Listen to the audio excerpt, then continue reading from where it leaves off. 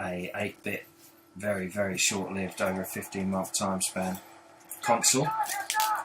You have to excuse the noise in the background. We are testing currently the Great Escape, hence why we were jigging along to the Great Escape. Yeah, sorry guys. So yeah, basically this is an Amstrad GX4000. The console was released in Europe around 1990, but the problem they had at the time was it was around the time the Sega Genesis was just coming out, and the Master System and NES were losing their lifetimes. History-wise, Amstrad, obviously a British computing company, owned then by Lord Sugar, as we all know him now from The Apprentice. It entered the console market in 1990, as we said, and it was an upgraded design based on the CPC 464. So, it offered enhanced graphics at 8-bit, but failed to really sort of gain any popularity because the Genesis just took over. And what it did was it shifted 15,000 units in and around Europe. So let's go with the unboxing. There's not many of these that you can get elsewhere unless you're in Britain or Europe. It would seem to me that they didn't exist much in the States. Didn't really make it over there. Whoever bought this one has packed it extremely well. So you'll have to bear with me while we fight through the layers and layers and layers of tape.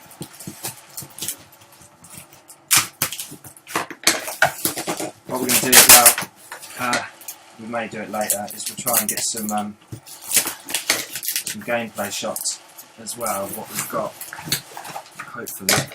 The game comes, I think it's either built in or comes with a cartridge with burning ROM. And there she is.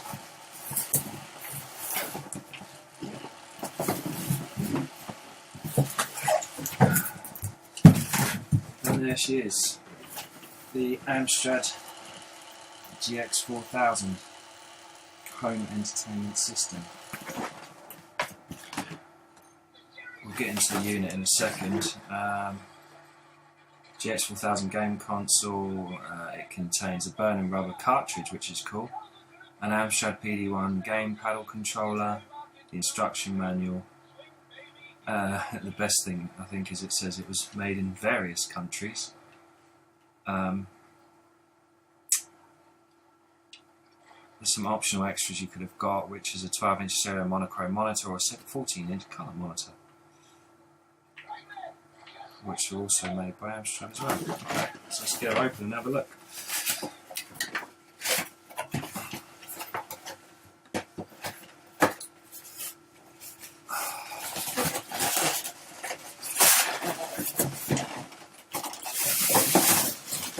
Okay. So, let's see what we've got. Okay, so we have a instruction manual. Still sealed. Still sealed. Looks very cool. Still sealed instruction manual. Let's pop open this. Wow. Show what we've got here, guys. Okay. This is the unit itself. This is the Amstrad. I suppose first thing to take note of is the cartridge sockets there. And we have on the front what looks like 2 control ports there and there, and that looks like an Ethernet port, and I think I'm right in saying that looks like that is an Ethernet port, and a serial port there. And on the back we have a DC power controller there, S-video out, and something really cool, which is absolutely amazing for its time, a SCART socket.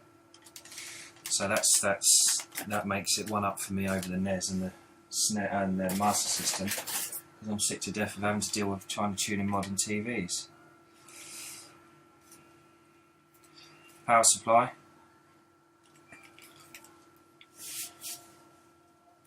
So we've got a power supply there, 11 volt Amstrad power supply.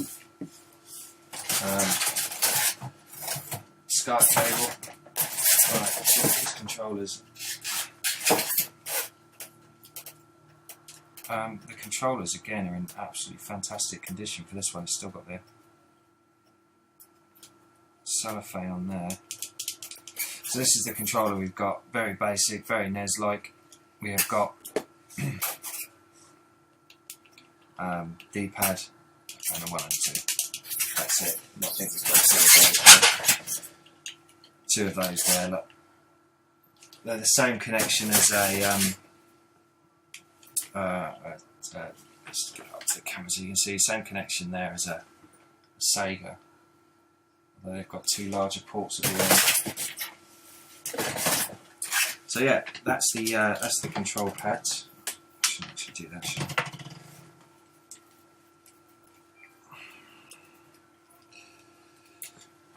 And there's our cartridge. That's burning rubber. So the cartridge is a square shape, a lot smaller than a NES cart for a start, more like the Famicom carts if you've seen those from Japan, and they're also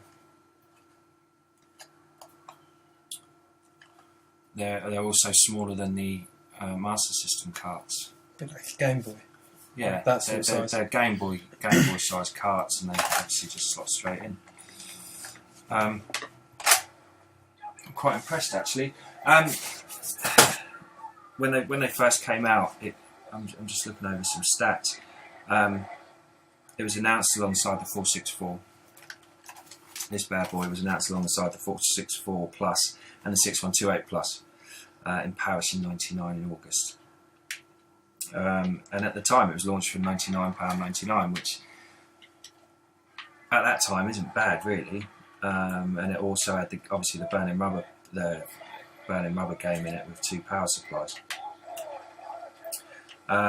Reviews for the console were initial. CVG called it a neat looking, technically impressive console that had an awful lot of potential at a very low price. But while impressed by the graphics capabilities, they criticised the audio and the controllers. Now I think the controllers are alright. I mean, I played a Master System and they're very similar. There's no start and pause button and select or whatever. It's just very basic. D-pad 1 and 2. They bought a marketing budget in for about 20 mil to do this. I'm trying to figure out what that is actually. Pause button. That's the on off, and then you got that on off? pause button. And that's the pause there. Okay. That's like a Master System. Yeah, pause button like a Master System. There's a switch at the back here. I'm guessing that's the switch between SCART and RF. SCART and RF. And there's an extra port on the end that was never used. I've seen some of the games that came out. A lot of the games at the time were ports of Commodore Amstrad games, sorry, the CPC games. They ported them across to this because developers wouldn't touch it. So I think there's 27 titles released for this unit, which I'm actually really looking forward to setting up. And like I say, we're going to try and get you some gameplay a bit later, somehow. But they set this up. 27 games. I think 4 were actually only made to be for this specific console, and then they ported the other 23 across to from the CPC 464. And then obviously around the same time the Commodore Amiga hit and the Commodore 64 hit, which just completely blew this out of the water. It's nice and light as well. There's not really much to it.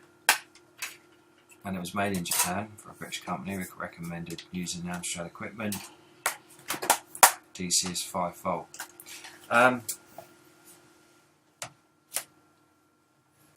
The other problem as well was the price of the games at the time was £25, where you could buy the cassette on the CPC, exactly the same game, for £3.99.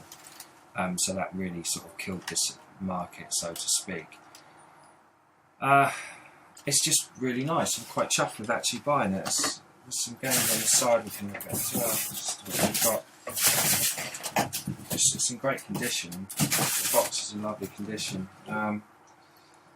There's some cool games. Batman Returns came out on it, if we all remember that one. Oh, never ever. Warning sticker on the box there. Never leave your console plugged in. It's bad for business. It's just an all-round nice system. I can't tell you what the graphics are like because I've never played one. So I'm hoping that, like I say, we'll rig this up and then come back with some try and get you at least a picture of the screen as we're playing it. I don't know what capture's going to be like on it, so it might be just we'll turn the camera around and show you what we can get off it.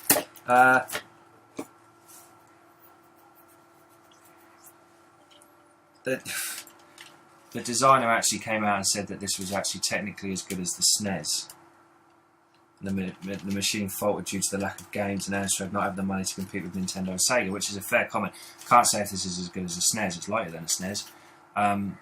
But no, they don't have the money that Sega and Nintendo had at the time because they were the big boys.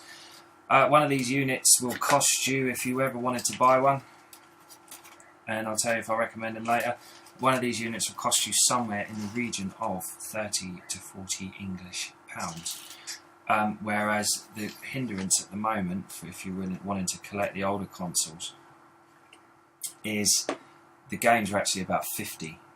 To buy a cartridge like our Burning Rubber friend here, a Batman or a Robocop or whatever, you're looking at about 50 quid on the eBay, which is a shame because I'd like to get all 27 games for it, but 50 quid is a lot of money to throw at something that no one's really ever heard of.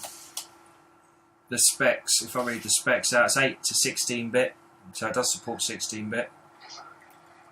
It's got 12-bit RGB colours. The maximum colours are available are 4096. And you can have up to 32 colours on screen at any given time. 16 for background, 15 for sprites, and 1 for the border. 64K bits of RAM, 16K bits of video RAM, and 32 gigabits of ROM. And it had 2 digital audio outputs.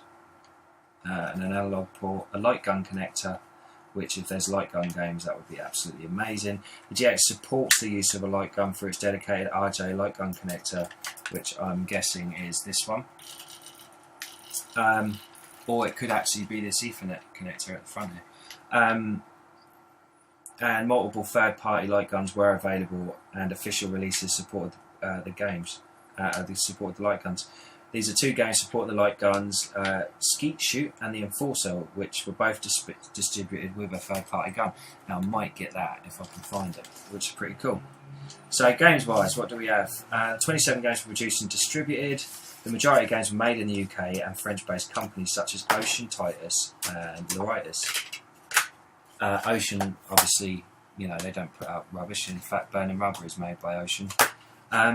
So you've got Robocop 2, Pang, Plotting, Navy Seals, Switchblade.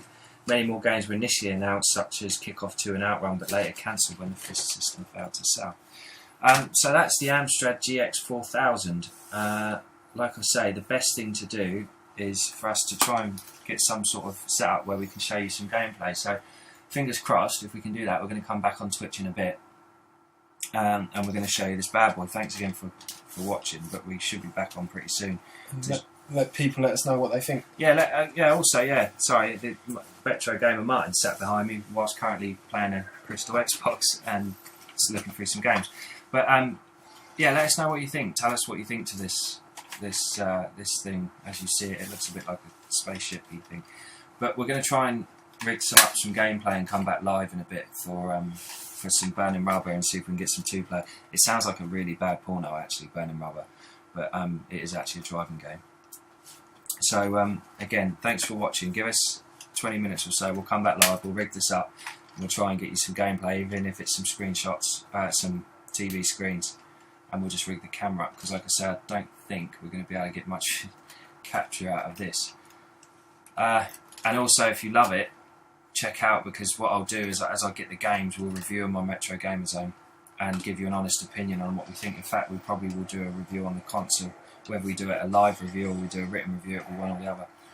But these are really cool. So stay around, give us 20 minutes or so, we'll rig this up, we'll get rid of the Crystal Xbox, and we'll run some Burning Rubber for you, and we'll see if it's any good. So cheers for watching, and we'll see you shortly.